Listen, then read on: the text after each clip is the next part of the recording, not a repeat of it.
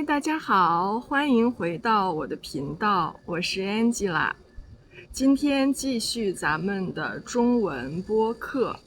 今天呢，我会把视频中出现的10个非常常用的汉语单词标出来，并且把它们的意思和发音放到视频的最后。我希望大家今天看完这个视频，能够掌握10个汉语单词。掌握的意思呢，就是学会。掌，手掌；握，握住。手掌握住，它就是你的东西了，你就学会了。这就是掌握的意思。我希望大家今天看完这个视频，能够掌握10个单词。其实如果一段视频能够学会10个单词的话，已经非常非常厉害了。好吧，咱们现在开始吧。今天我想跟大家聊的话题是凡尔赛。听到凡尔赛这个词儿呢，大家肯定想到的是法国的凡尔赛。没错，凡尔赛呢是法国的一个城市，应该是在巴黎附近吧。我没有去过，这是我在网上查的。那在那儿呢，有一个非常有名的皇宫，以前法国国王的一个皇宫，叫凡尔赛宫。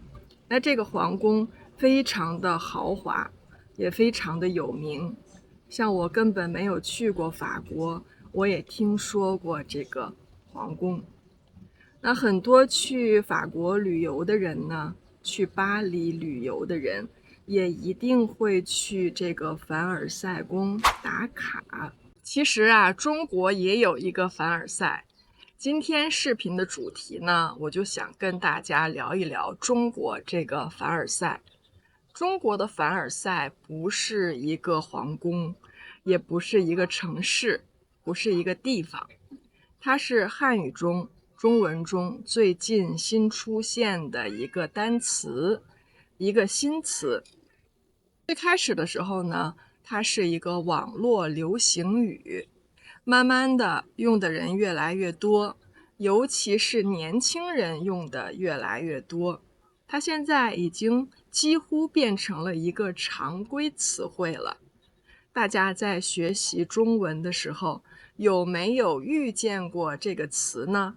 有没有听到过这个词呢？如果你经常刷中国的社交媒体，看中国的短视频呀，或者说你有中国的朋友，你可能会看到这样的表达，听到这样的表达：你这人怎么这么凡尔赛呀？你别这么凡尔赛了，行吗？你这是典型的凡尔赛啊。那大家知道凡尔赛是什么意思吗？简单的来说，凡尔赛是一种说话方式，它是用一种抱怨或者不满的语气来炫耀自己的一种说话方式。炫耀自己，显摆自己，显摆也是炫耀的意思。炫耀自己很牛，很牛逼，很厉害，很有钱，或者其他的，炫耀什么都可以。重点是呢，它不是直接的炫耀，而是用一种抱怨的语气或者不满的语气，在不经意之间炫耀自己的一种说话方式。我举个例子，大家就知道了。比如说，一个人跟你说：哎，我的新房子太烦了，房间太多了，每天我都要花很长的时间打扫卫生，太累了。那表面上看呢，他是在抱怨每天收拾房间、打扫房间很累。那实际上呢，或者别人听起来呢，其实是他想在表达他的新房子很大，他有一个很大的房子，他很有钱。你看啊，他没有直接说他很有钱，没有直接的炫耀他的房子很大，他是用一种不满的语气，用一种很烦的语气，不经意之间炫耀了他的房子。这就是一种典型的凡尔赛的说话方式。那我们也把这种说话方式叫做凡尔赛文学。这里的文学并不是一个学科，它是一种调侃的方式，或者说是一种开玩笑的方式，甚至是有一些讽刺，来讽刺这种炫耀的说话方式，对它是一种讽刺，所以说它是凡尔赛文学。大家能理解吗？凡尔赛这个词儿是怎么来的呢？虽然我在生活中也会经常说这个词儿，但是我还真不知道它是怎么来的。于是我就去上网查了一下，原来是在2020年的时候，大概6年前了，有一个人在网上用这种方式炫耀他自己的生活，显摆他自己豪华的生活，显摆他很有钱，显摆他自己的豪宅，很豪华的房子，显摆她的老公特别宠爱她。很多人看到之后都给他评论，其中有一个人呀，认为他这种炫耀的方式，他炫耀的这些东西，特别像一部日本漫画《凡尔赛玫瑰》这本漫画中描写的法国贵族的生活。那于是呢，就用凡尔赛这个词儿来讽刺他的这种炫耀。慢慢的，这个词就流传开了，现在就变成了一个大家非常常用的一个词汇了。咱们现在再举几个例子，看看凡尔赛这种炫耀的方式有什么特点。第一个特点就是先贬低自己，再抬高自己。贬低，抬高，先把自己说得很不好，然后呢，再让大家觉得他很好，这就叫先贬低自己，把自己放低，把自己弄得很低，再把自己弄得很高，贬低，抬高。也就是说，说话的时候先说自己不好，很烦，很烦恼，很不满，实际上呢，是想让大家觉得他自己很厉害，很牛逼。那比如说有一个人跟你说，哎呀，我每天早上太烦了，柜子里都是包，我都不知道每天背哪个包出门。他是在烦恼吗？不是，他其实是在炫耀自己，他有很多名牌包，有很多大牌的包。再比如说有一个人跟你说，哎呀，真烦，我每天吃这么多东西，我就是不长肉，我什么时候才能胖一点啊？表面上他是在抱怨自己，嫌自己瘦，嫌自己吃东西不长肉，实际上呢，或者别人听起来呢，他是在炫耀自己不管怎么吃都不会长胖，都有一个好的身材。那么胖子听见的话会很生气的，对不对？第二个特点，凡尔赛的人呢，说话会很随意，在不经意之间炫耀自己。他们不会直接的炫耀，不会直接跟你说，你看我多有钱，你看我老公对我多好，你看我多聪明。那这些不是凡尔赛，这些太直接了，这种直接的炫耀不是凡尔赛哦。凡尔赛的人呢，会用很随意的语气，好像不小心说出来一样，假装自己不是在炫耀。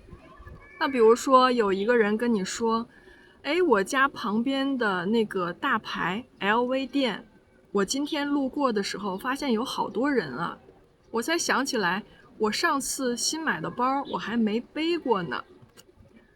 那这就是一个不经意的炫耀，他好像在随便的聊天儿，但是呢，你又可以听出来他在炫耀自己住的地方很繁华，旁边就是 LV 店，他还有很多包，他有很多 LV 的包都背不过来，太多了，没有时间背。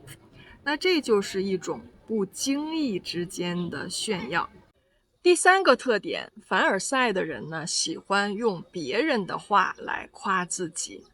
他不是直接用自己的话来炫耀，而是通过别人的嘴，通过别人说的话来炫耀自己。比如说，哎呀，我男朋友总说我像一个明星，他每天都说我很像那个明星，我都烦死了，我一点都不想和明星长得一样。那这个就是用男朋友的话来炫耀自己长得很漂亮，长得像明星。这就是凡尔赛的3个特点。那大家可能会问，中国人为什么会凡尔赛呢？有话直接说不好吗？这是一个很好的问题。其实啊，在中国的文化里，大家特别喜欢谦虚。如果你直接的炫耀自己，我很漂亮，我很牛，我很有钱，那会显得你特别不谦虚，大家觉得你太骄傲了。在中国的文化里，谦虚才是美德。但是呢，现在又有很多人特别希望别人知道自己过得好，知道自己很有钱，知道自己很成功。所以呢，他们找到了这种聪明的方式，用一种抱怨的语气、不满的语气来炫耀自己。这样他们就可以说，我没有在炫耀呀，我只是在说我自己的不满。可是听的人一听就能知道他们是在炫耀自己。所以说凡尔赛这个词其实是有一点贬义的，大家其实不喜欢这种说话方式，觉得这种说话方式太做作了，太不真诚了。